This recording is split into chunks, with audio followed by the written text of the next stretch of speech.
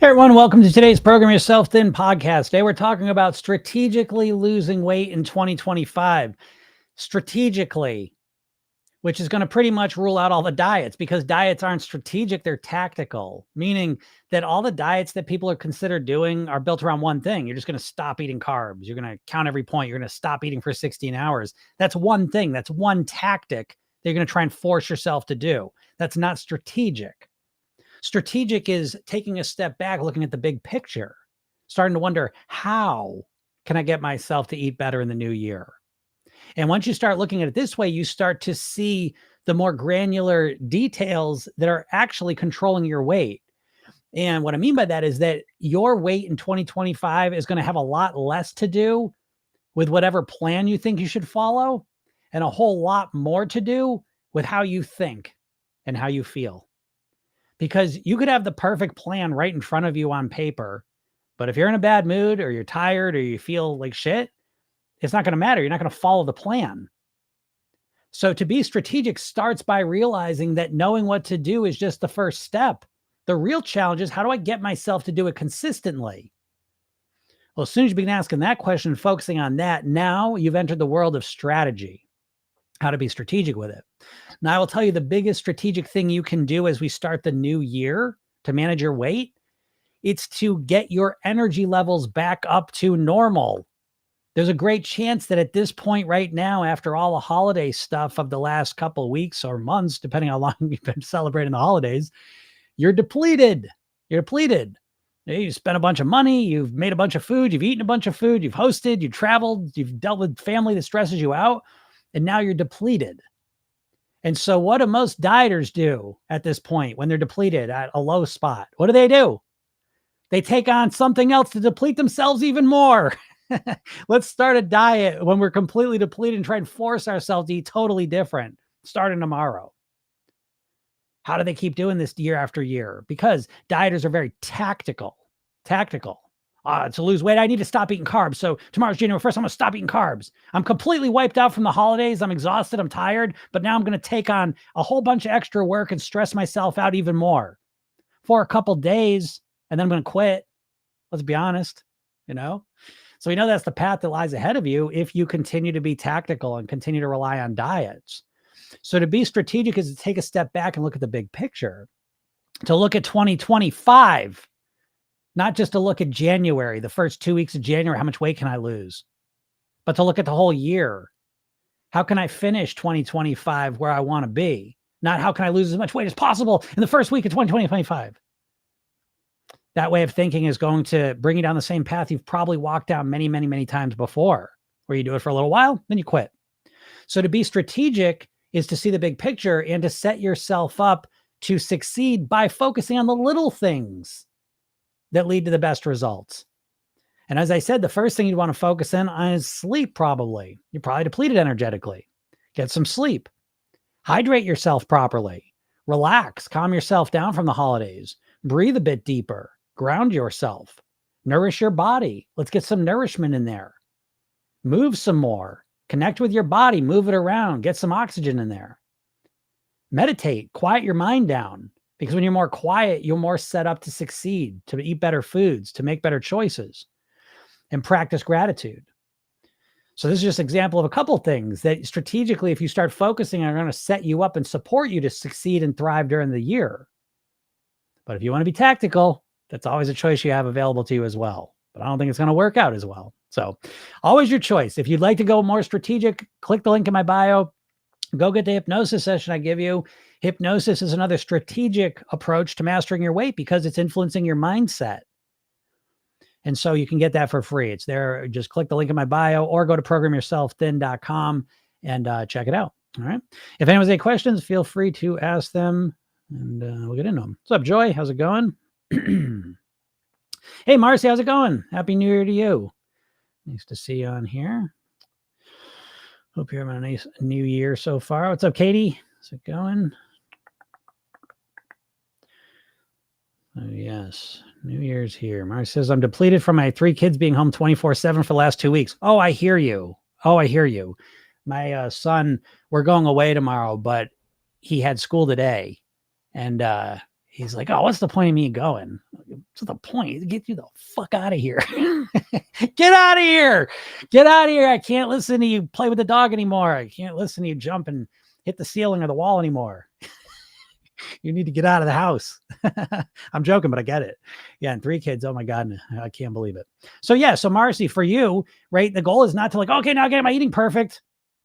I would suggest you take a week or 2 and get your energy back up to normal. Take a couple naps. Sleep in a little if you can. Go to bed a little bit earlier. Get yourself back up to normal. And then let's deal with the eating. All right. That's how you're strategic. Again, the more strategic you are, the better results you're going to get most likely. But I hear you there, Marcy.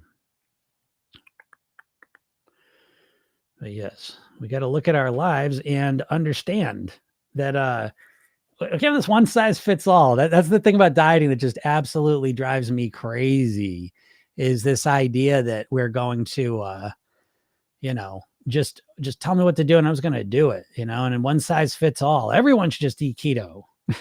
Everyone just got to do Weight Watchers. You got intermittent fast, bullshit.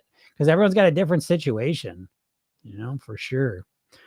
Oh, yeah. I said, don't have to tell me twice to take a nap. Good. But take them. It's funny. Doing this work, it's so crazy to realize what a bias there is a lot of times that people have against napping.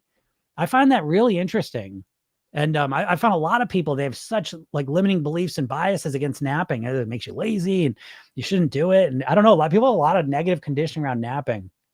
And napping is really just one of the easiest ways to really, change how you feel and put yourself in a better state. So, but a lot of people kind of overlook it. So yeah, make sure you do it. Yeah, put on a Sleepnosis and I'm out. Yeah, that's great. Yeah, the Sleepnosis is help, right?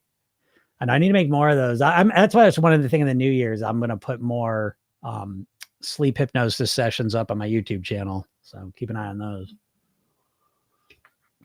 Because yeah, those help. Sleeping's a funny thing anyways. I find sleeping to be so interesting because I was one of the worst sleepers on the planet for a long time. And but then I learned, sleeping is a skill to a certain degree. A lot of your ability to sleep, a lot of it comes down to your ability to relax, your ability to quiet your mind, your ability to breathe more deeply, your ability, again, to relax your body, to set your environment up properly. So, are there factors of why some is, I'm sure, but most of them are you can influence them. So just letting y'all know that. Because it's weird. It's weird that people just define, I'm a bad sleeper. What have you done to become a better sleeper? I'm just a bad sleeper. Oh, okay. A lot of people do that anyways, though, right? Those limiting beliefs where we define ourselves. You got to be careful how you define yourself in life. That is a lot of the heavy lifting in life of change is redefining ourselves in a new way. And a lot of times we define ourselves in very limited, unhelpful ways. And sleeping is another one of those. He says, I struggle to nap so much. I have to be crazy tired to nap, even then it takes me an hour. Yeah. So I get that, Katie. It's interesting. That's what I mean. I was a bad sleeper. And that's funny too. I was a bad sleeper. Why was I a bad sleeper? I think back in the day, I used to be very anxious and I didn't want to go to sleep. I was nervous to go to sleep, I think was a big part of it. On top of that, though, was also the eating. I used to eat right until sleep time a lot of times. And so that's not good for sleeping either. But anyways, what I'm trying to tell you now is that where I started from it all, where I've ended up it's literally a miracle to me. But I can now, I'm so good with the sleeping that I will take 14-minute naps. I will say, Siri, set a timer for 14 minutes. Don't do that, actually. And I'll sit in my hypno chair and I'll be out. And I can fall asleep that fast now. So again, Katie, remember, it is a skill, and it's something I developed. So it's like, I couldn't do it. Now I can. So, again, what do you want to do? I will tell you how I did it just real quick. And this probably isn't enough detail to really help you, but what I used to do, okay, NLP, which is, that's my main modality, hypnosis and neuro-linguistic programming. And NLP is really the science of role modeling. And so what I would do is I would say, okay, when I am tired and when I fall right asleep, what's going on in me physically, mentally, emotionally? And I pay attention to that. And then I would practice being able to create those situations, right? So for example, I realized when I fall asleep, I felt really heavy. Like when I was really tired and I fell asleep, I felt really heavy. And I would feel myself sinking into the bed or into the chair, just completely just letting go. I started to realize. And so then I started intentionally when I fall asleep, okay, let me relax my body completely. Let me let go of all the tension. And I got good at that. Mentally, what was my head doing? Right. If I'm chewing up, spinning out, things that get me all worked up, I'm not going to fall asleep. So when I actually fall asleep, I would notice what my mind did. And I would work on making that, I would do that intentionally when I wanted to go to sleep. And so again, I don't know, this is kind of vague stuff I'm giving you because it's hard to explain this in detail without explaining in a lot of detail. But anyways, eventually, if you keep practicing it, you start to figure out kind of your recipe for falling asleep. And now when I go to take a nap for 14 minutes, 95% of the time I'm asleep within like a minute or two. And almost, when I say 95% of the time, almost never will I not fall asleep during that time. And that's just one other little trick I'll give you. I can't say it's going to be the same for you, but for me, it's not so much the time that I'm asleep, right? There's that perfect amount of time. NASA says it's 24 minutes. For me, I feel like it's 14 minutes. But really what I'm looking for is just that I almost feel like it's a flip switches in me. Like almost like a light switch, like my consciousness just turns off and then it turns back on. And it's that experience of turning off and then turning on that seems to rejuvenate me more than the amount of time I'm asleep for, at least nap wise. Okay. I'm not talking about sleeping at night thing, but I'm talking about nap time. And so I say that to you because for me anyways, and you have to experiment this with yourself. I'm not worried about getting a lot of time of sleep. I'm just looking to get my mind to just shut off for a second. And so that's led me, sometimes I'll have 8 minutes and most of the time I can get to sleep at least just to shut off and then shut back on. So again, it is a skill though. And it's a very, very important skill because now again, I'm fortunate. I work for myself, so I can take naps more readily than a person working a job in an office. But I never have to fight against me being exhausted. When I feel exhausted, I'm aware of it. I recognize it. I prioritize a nap. I do it, and then I'm back to normal, and then I can work at a higher level. So, yeah, okay, Marcy, yeah, definitely a skill. Same with lucid dreaming. Yeah, I used to do a ton of work with lucid dreaming, and I think that supported me with the sleeping as well, because you just think about it more. That's what I'm trying to say. Like a lot of people that sleep, I'm just a bad sleeper. And it's like, well, what have you done, to get good at it? How much energy have you put into learning about it, getting better at it?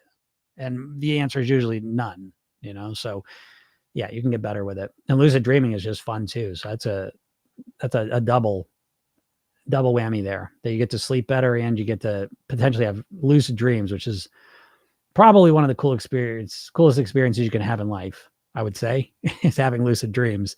It really is so cool. So, which actually, I don't, in my Sleep at Will program, I actually had a hypnosis session to encourage lucid dreams, which, is kind of cool. But yeah, but what's everyone working on? I know we got the new year here. Is anyone thinking about losing weight this year? Not this year. I don't know. Where are people at? What's everyone doing? Are you gonna keto time, intermittent fasting time? What are we doing? What we got going on out there? We're not caring at all. Go with the tried and trues, Weight Watchers time. What are we doing? What's everyone out doing there in 2025? Are we trying to lose weight anymore? What's going on? Let me know where you're at. Any questions about things? I think it's funny. We live in our own little bubble over in Program Yourself Inland. So it's like, I love getting to hear what other people are doing. Unfortunately, I've a number of conversations I had with people just kind of giving up, not really doing anything this year. Resolutions, a bunch of bullshit, just right where they want you. I am a conspiracy theorist when it comes to the obesity and the weight issues in this country. But I think that apathy is really the goal of these companies, to get so apathetic. New year, who gives a shit anymore? I don't even care anymore. I don't even set goals. I never even stick to them anyway. So what's the point? I don't even think about it anymore. That's a dangerous place to be. But where are you all at? I want to know what are people relying on? I know what the hot new diets are. What's everyone hanging their hat on? I see a lot of times. I love this. It's like, it seems like one of the primary diets is not to eat any fruit or vegetables. People are so worried about the sugar and fruit. Their 2025 weight loss plans are to not eat fruit, not eat vegetables. All right. That shouldn't be too hard for most people, but Santina's listening to you while food prepping. Nice. Nice. Listen to me always helps. Feed your mind while you're feeding your body, getting your body ready. But what are people that are not in the Program Yourself Thin world doing? What are you all doing? Do you even give a shit? I mean, what are you doing? You're here listening to me talk about weight loss, but what are you all doing? What's hit me with some words. What are you doing? Water fasting, intermittent fasting, keto. What we got? What we got going on here?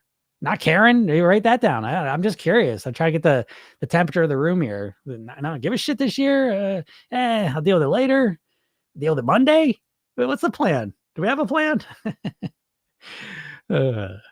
Ken says, I don't even look at it as losing weight anymore. I just focus on my strategies and consistency. Yeah. Well, Ken's in the program. So that's what we do. It's not about weight loss. I know that seems like a weird concept, but that's great, Ken, because that's what it becomes. It's that forever. You know what I mean? Just keep optimizing and better. So good. Amelia says, I hate how my body looks currently, and that always ruins my progress. How to stop hating yourself while doing it. Yeah, it's so true. Because, what happens is as soon as you start with the weight loss, you actually start becoming hyper fixated on your body even more. So a lot of times what happens with the dieters, as soon as they start their diet or being healthy or whatever, they simultaneously start becoming more focused on their body, and then they start feeling shittier. You know what I mean? So a lot of times dieters, when they're not dieting, they go into their denial mode. They go into their ignoring mode. But part of that ignoring mode is not paying attention to the weight, how they look, how they feel, how the clothes look, all the rest of it.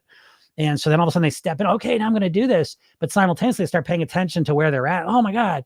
Oh, I got so much weight to lose. Oh, I look like shit. Oh, this doesn't fit right. I look and feel like, and everything's negative now. Because that denial is not just saving you from the guilt of the food you're eating. It's also saving you from all the negativity you feel once you start paying attention to your body. So yeah, Amelia, that's a very smart question. How do you deal with that? And I would suggest the secret is to go in the opposite direction. It's not how can I stop hating myself? The question really is how can I start loving myself, which is easier than you think. Because loving your body is one of those things that everyone says you should do, but no one really is able to do it because we're so conditioned to just hate our body in so many ways. Listen, and you women, and especially younger girls, young women know more than anyone that you are constantly, thousands of times a day, thousands of times every day, you women, and especially younger women, are getting messages to hate your body. And they come in all different forms.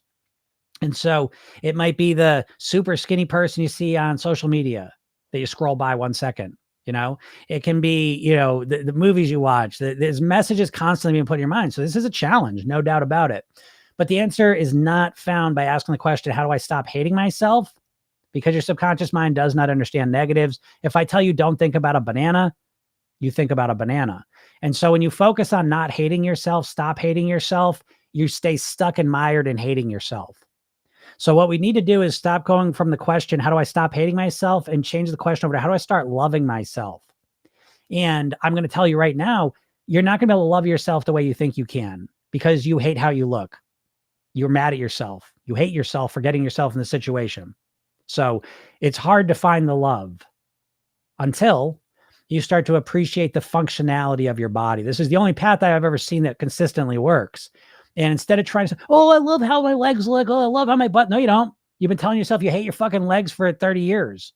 Now you're going to bullshit yourself? Nope. That's not going to work. Okay. But what you can do, you say, you know what? Here's how my ass looks in those jeans, but I love my eyes. I'm thankful that I can see. I love my hands. I'm thankful I have hands. There's people that have no hands or their hands don't work that would do anything to have these. I'm thankful for my legs. If you got legs that work, there's people that are paraplegics that would do anything to have one day with these legs. You see? So focusing on the functionality of your body is the fastest way to connect to loving it, because you do genuinely love what your body does for you. You just never pay attention to it. But as you start paying attention to it, it opens it's that bridge to actually loving our body. And it's a very important bridge because this is what we want to build our success on, not just how we look. Most people trying to lose weight just want to look better. And I'm here to tell you that's not enough motivation. And so as you start focusing on what your body does for you functionally, and as you start really fixating on how much better you could feel, how much better you could live, and how much better you could be as a human being, as the best version of you. Not just because you weigh less, but because you're eating healthier, because you're living healthier. That's the secret, So hope that helps you out. And Jen says, need to focus on structure with holidays. My daughter being home, it is thrown off. Yeah, exactly. Jen, join the club. Almost all of us, our whole routines have been thrown off kilter by the holidays.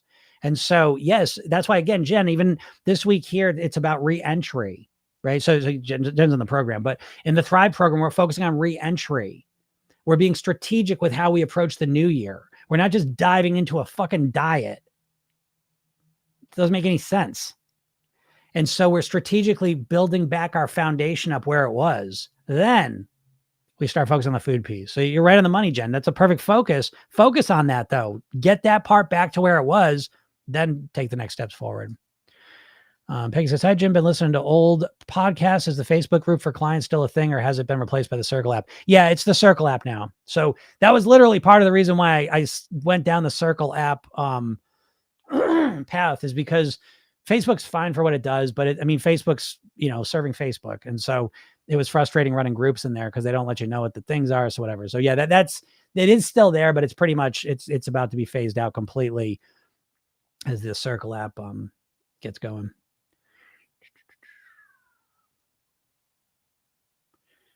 Cindy says, I stayed within 2 to 3 pounds over the holidays. Your advice is on point. Well, thank you, Cindy. Great job. Yeah, again, Cindy's in the program. 2 to 3 pounds for the holidays is perfect because you probably enjoyed yourself, right? A couple cookies, ate some bullshit, drank some wine, whatever you might do, and enjoyed yourself. And now you get back on track. Those 2 to 3 pounds disappear and you feel like $1 million. You got to have, again, in Program Yourself Thin, the goal is to have your cake in your body too. You dieters are the all or nothing land, which, fine if it worked. But it doesn't work. You're miserable up and down the path. It just doesn't work. So great job, Cindy. I'm proud of you. And let that reinforce and validate this whole process. That it really does work, that you can enjoy yourself and then be at your weight as well. But during that's the big picture. And when you zoom in on that idea of being able to have your cake in your body too, when you zoom in, sometimes when you have your cake, your weight might go up a little bit. No big deal. Then we go back to normal and our weight comes right back off. Dieters can't even wrap their head around that concept, because dieters, if it's not a constant going down, they're not interested. Put some weight on? No way. I'm a dieter. I don't use dieter I wouldn't say that's a good thing to be, just for any of you new people here. Yeah, it's funny. Hey, Bramley Apples. Happy New Year. Yeah. But yeah, loving yourself, getting back to that part is really important, because again, the more you hate yourself, the more you hate yourself, the harder your weight loss is going to be. You tend to punish things you hate, just so you know. Brittany says, how is compound making people lose so much weight? What's compound? Oh, it did set an alarm. Look at that. I knew it. Compound. Let's find out. What's compound? Is that another medicine or something? Wait.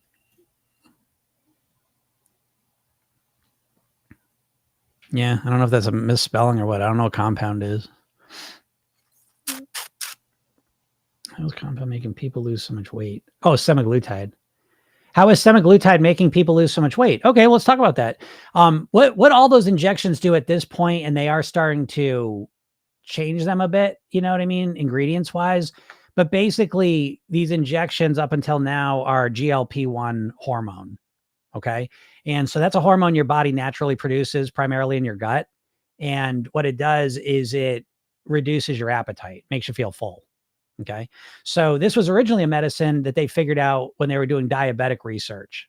And it was originally made for diabetics, but it turned out that they realized, hey, when these people take medicine, they're not nearly as hungry. Okay. So basically the injections are GLP-1 hormone that makes you feel full.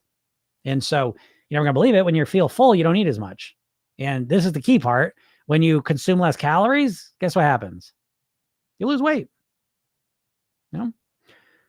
Yeah. Brittany says, because I just ordered my first round. My food noise is really loud.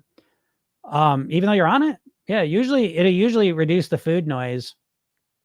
But I mean, listen, hey, And I'm not going to be a medicine hater. It's not the path I want to take. It's not really what we're doing here because, again, beyond just the fact, I think there's a couple issues with it that I'll get into in a second. But what we're doing here in Program Yourself Thin, we take weight loss and wrap it in personal development. So this is about becoming the best version of you possible. And so it's way more than just like being full and not eating and you're the same person, but now you're just thinner. Okay. We're really looking to do the inner work, to transform from the inside out into a thin, healthy person so that we can live at our goal weight for the rest of our lives on near autopilot and live as the best version of us possible. So it's a much higher goal, you know what I mean, than just weight loss. Okay. That being said, I think the other thing with the weight loss all need to understand is that everything you think about the weight loss at this point has been basically put there by the pharmaceutical companies. This medicine has been tested for 20 years in labs. You don't know anything about this medicine. And so it's just entered the public consciousness a year ago. And it enters the public consciousness through a very well orchestrated marketing campaign by the pharmaceutical companies. And so it seems like a magic pill because this is what they always do. Now, it's the most seemingly magic pill they've come up with so far. I would be the first to admit that. But along with that is the fact that it doesn't work for everyone, A. There's a decent percentage of people this medicine does not work for. There's a decent percentage of people that they have ab reactions to it, negative reactions to it. So we have to understand that it's not a cure for everyone. A lot of people will use it and lose weight while they're using it, but not everyone's guaranteed the same experience. So again, it's unusual. It sounds like, most people, when they start taking it, the food noise gets quieter. Now, that being said, food noise is something that you can, I've been focusing on food noise for 30 years. I've been eating lots of cookies for the last 2 weeks. My food noise is off the charts because I take all the bumpers off my eating pretty much for a couple of weeks during the holidays. And my food noise is off the chart. I'm thinking about it one minute. It's so crazy, right back, So food noise is something you can influence without GLP-1. You can create GLP-1 hormone anyways, by the way. Just want to make that clear. Nature's Ozempic or nature's, Wegovy is basically fresh fruits and vegetables, greens, beans, whole foods, because whole foods, when you eat them, stay in your gut longer and they cause your body to produce more GLP-1 hormone, just so you know. And you get all the extra benefit of all those wonderful micronutrients, which your body needs to live off of. But anyways, so, the GLP-1 hormones, again, we don't really even know what they do to people that don't have diabetes yet, so the big concerns are, does it last forever? We don't know. When you come off it, we know that it doesn't last at all. And then some people take it and they don't get the reactions they thought they were going to get, but it's not a silver bullet in any way. It's probably the most effective medicine so far, but it's not a silver bullet. The only silver bullet I've ever seen to master your weight for good is to change your mindset. So that shit don't change your mindset. It might cut the food noise down a little bit, but you're still the same person. But anyways, everyone gets their path they get to choose. Brantley says, is it normal to feel full sometimes? Is it normal to feel full sometimes? Yeah, sure. Suppose. I mean, it depends how you eat and who you are and what you do, but Brittany says, taking my chances. All my friends are skinny from the injections. I'll keep my fingers crossed. Yeah, good luck, Brittany. Oh my God, I've had so much sugar. I feel bloaty and puffy. Restart in January. Yep. Calorie deficit works, but staying consistent is the issue. Yeah, of course. But again, and I was talking about this yesterday, but the calorie deficit concept is where that problem starts from, because you think of a deficit you think of as a temporary unpleasant state. If you're a business running in a deficit, that's not a good sign. Being in a deficit's not like a good thing. And so, even just so again, in Program Yourself Thin, we don't go into calorie deficits. We reduce our average calorie consumption forever. I don't know if that makes sense to you or if that means anything, but anyways. Yeah, exactly, Vicky. That it's funny you say that, Vicky. Vicky just said a temporary solution to a permanent problem. And I think that, even the Weight Watcher guy was saying that these weight issues are lifelong issues. To some degree, you got to manage your food intake and all this stuff forever. And that's what I'm trying to tell you. I've been doing this for 30 years. I dropped 50 pounds. I've been 50 pounds less for 30 years. I won blip 12 years ago, but it's like, that's why I say, like 2 weeks, I can go into the cookies and the bullshit and right away, the food noises click right back up. Now, I'm not worried about it because I've done this so many times. I can diagnose exactly what it is and get right back to where I want to be. There's not a shred of worry in me. There's not a shred of worry that I won't get back on track. I love getting on track. I love it. I love stepping off track for a couple weeks during the holidays too. I love stepping off track. I'm going away for a week on vacation.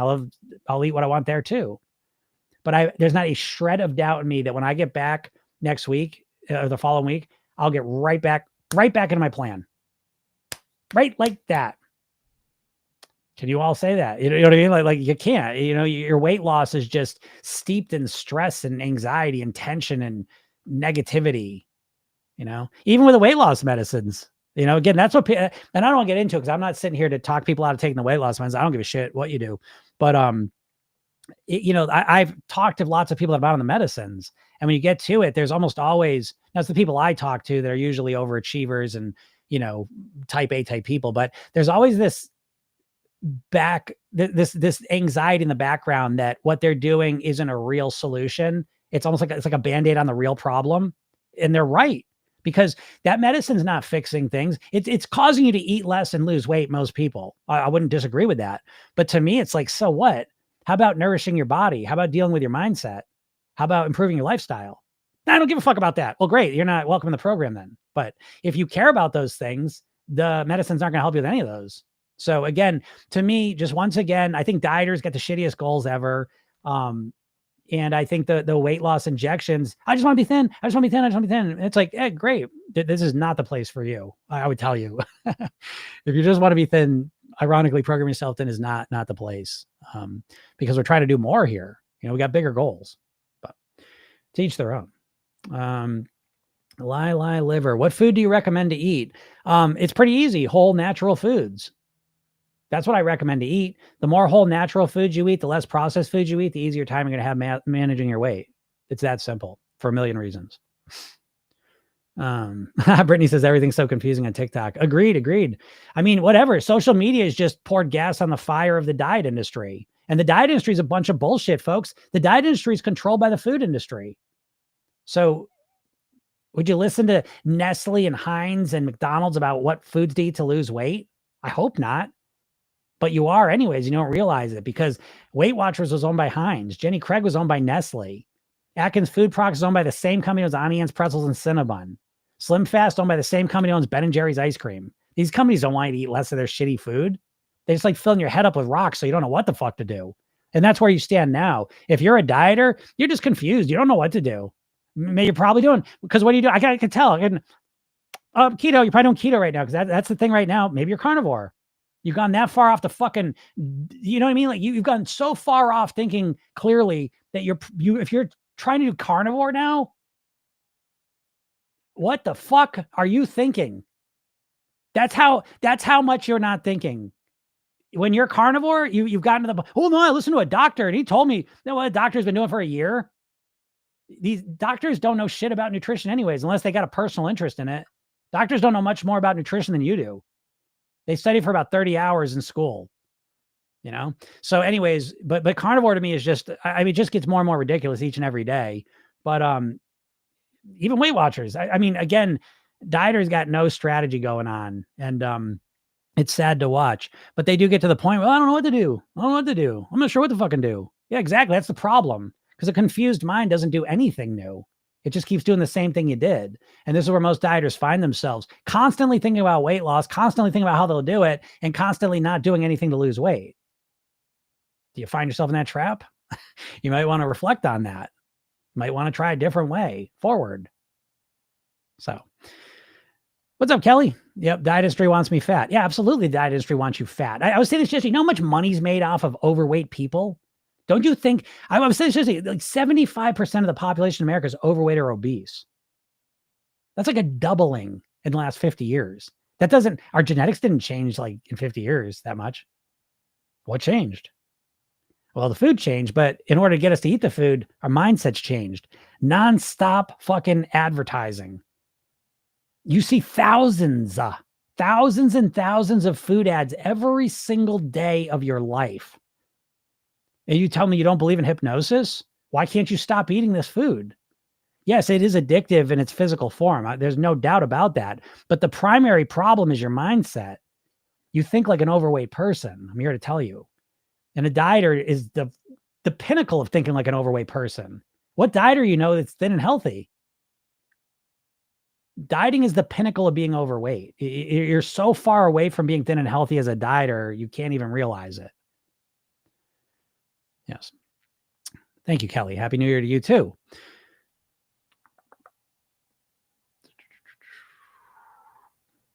Melissa says, do you support low carb?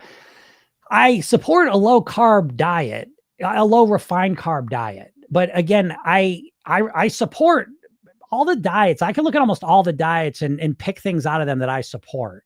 And I support almost all the main diets to some degree. Keto, I support reducing refined carbs for most Americans because refined carbs are the number one source of calories for most Americans. So yeah, if the average American wants to lose weight, they're probably going to have to reduce carbs, refined carbs. Okay. Intermittent fasting. I fast not 16 hours. The magic of 16 hours. I only do it for 13 hours. So I guess it doesn't count, but I do it in a way that's comfortable for me, that works for me. I eat low fat. Am I completely no fat? No. And so what you got to watch out for the diets is they always go to the super extreme because they're always trying to like get their little piece of property, right? So they got to spin it. So it's like, it can't be just cutting refined carbs down. It's like, no carbs, you got to go into ketosis. Go into ketosis? What the fuck? Why are you going into ketosis, folks? This is, don't be offended when I say this, but basically if you want to master your weight, the barriers you got to get through primarily is your own ignorance. Don't be offended by that. Okay. I had to go through my own ignorances to get to a point where I can weigh what I want to weigh for 30 years. So yeah, I know what I'm talking about. I've done almost 6,000 private weight loss sessions. All right. That being said, I know there's a number of you out there that have your eyes focused on being in ketosis. Why? Because you heard a doctor say it? Because you had a friend who lost 50 pounds with it? Do you know the keto diet? Ketosis was a diet that was originally created for people that were epileptics. It was a diet created for people that were epileptics to try to help them with epilepsy. I'm like, well, so why do you want to go on ketosis? Well, what society lives in ketosis? It's like, well, the Eskimos. The Eskimos live in ketosis. Yeah. Do you know they found out the Eskimos have a genetic mutation where they don't go into ketosis? Even though they can eat whale blubber fucking 9 months a year and they still don't go into ketosis. So you're trying to, you know what I mean? Like you're not taking anything into account. You're not thinking in a strategic, holistic way. You're just so desperate to lose weight that you'll try any fucking dumb plan that comes down the pike. So do I support low carb? Yes. Do I support when you take it all the way to the extreme that you can never have a carb? No. And that's my problem with virtually every diet, that every diet's built around the one thing. Because again, the diets know that people that they're appealing to are overwhelmed and exhausted and stressed out and apathetic about losing weight. So they got to make the diet seem as simple as possible. So how do you do that? You make it build around one thing. You notice this? Because what's every diet? Just don't eat carbs. Keto. Just don't eat for 16 hours. Intermittent fasting. Just count your points. Weight Watchers. Just don't eat fat. Low fat. Just eat 1,000 calories. Calorie counters. It's always one thing. I'm here to tell you, your weight mastery is not just one thing away. No, it's not. You need to have a holistic plan. Program yourself. Then we follow weight mastery pyramid, mindset, lifestyle, eating. If you don't have a mindset, lifestyle, and eating component to your weight loss plan, I bet it's not going to last long. How about that? And so low carb, I absolutely believe most people need to reduce their carbs. I reduce my carbs. I've reduced them, and we have clean and pleasure eating days and stuff. But on my clean days, one of the main things I'm looking to reduce sugar, and I'm looking to reduce refined carbs down as low as possible. So I believe in that concept and philosophy. I do not believe in the wrapping they put it in that you have to never eat carbs because it stresses you out. It's too much. What are you going to go from eating a diet basically refined carbs to no? It's too overwhelming. So my problem isn't with the philosophy of a lot of these diets. It's the execution of it. And it's too intense. It's too severe. It's too strict. It's too rigid. And if you know anything about dieting, which you probably don't know this, the number one factor that seems to indicate how successful a diet's going to be is how rigid it is. So the more rigid your diet is, the more likely you are to fail with it. And tell me that doesn't match up with your experience. So again, low carb as a philosophy that you start to slowly and comfortably work into your diet, thumbs up. Starting your keto plan tomorrow, thumbs down in my world. Bramley Apple says, what do you think about Abby Sharp? I've never heard the words Abby Sharp put together. Let's find out. Abby Sharp. YouTube, Abby's Kitchen. Don't know anything about her, so I'll have to look. Don't know what she's all about.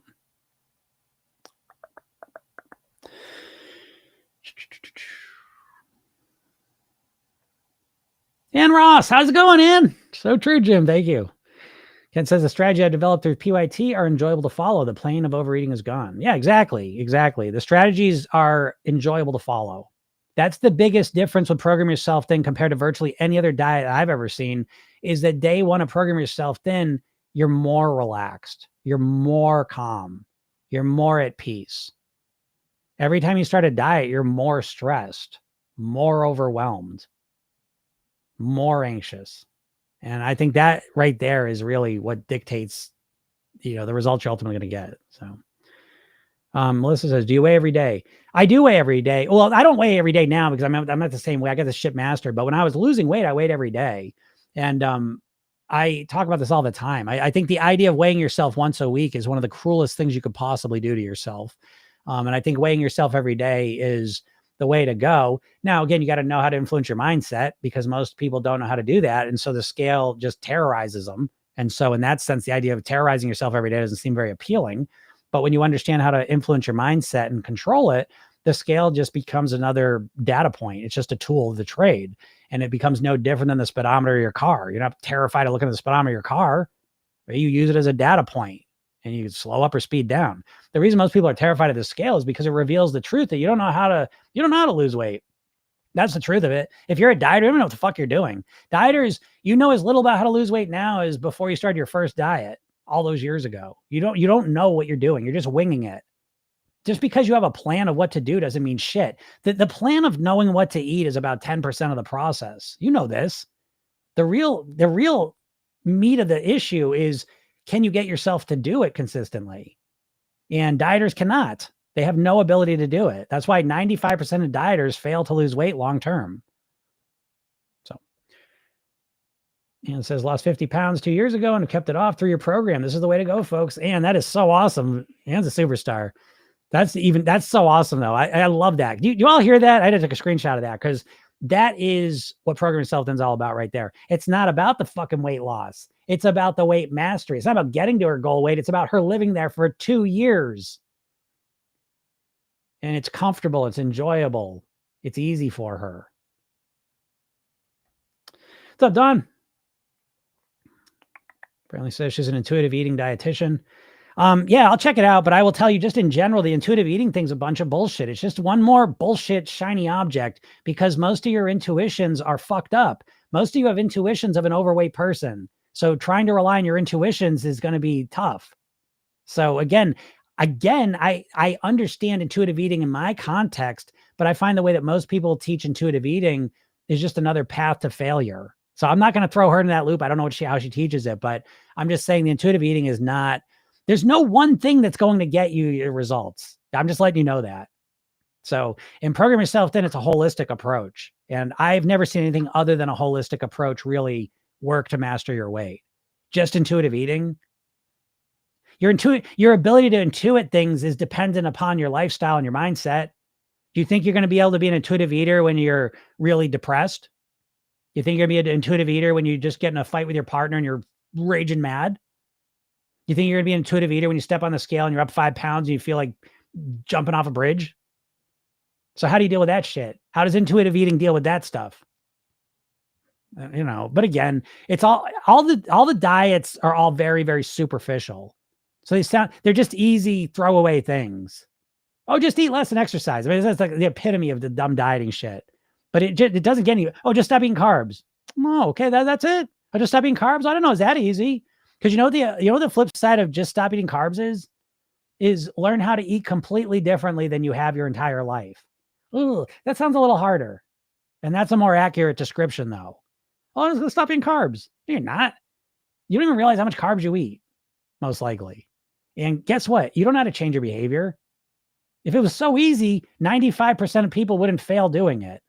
If it was so easy to just stop eating carbs, then 75% of the population wouldn't be overweight or obese. So clearly there's something more to the process that's a little harder than just knowing what to do, isn't it? That makes sense? Melissa says, do you work out? I hate working out, but I have lost 31 pounds since April, just eating better. Great job, Melissa. No, I don't work out. I haven't worked out in 30 years in any consistent way. I do yoga, which is the most gentle. I really hesitate to call it working out. It's not. So no, working out, by the way, I hate to tell you all this, but the working out doesn't even help you lose weight. If all you did was start working out, you probably won't lose weight. You've got to change your eating. Eating is the secret to losing weight. Eating different, consuming less calories. So it's easier than working out, and it's longer lasting, and it's more effective. So that's that. All right, everyone, I got to get out of here though.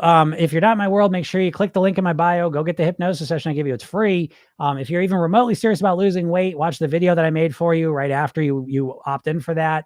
And yeah, if you're really serious, go check out programyourselfthin.com. There's a New Year's special run right now. The programs will never be this cheap again. So if you want to lose weight, you want to save some money, you want to master your weight once and for all and be done with this bullshit, so you're not starting another fucking diet next year at this time, then go check that out. All right, everyone. Have a super duper day, and we'll talk soon. Bye.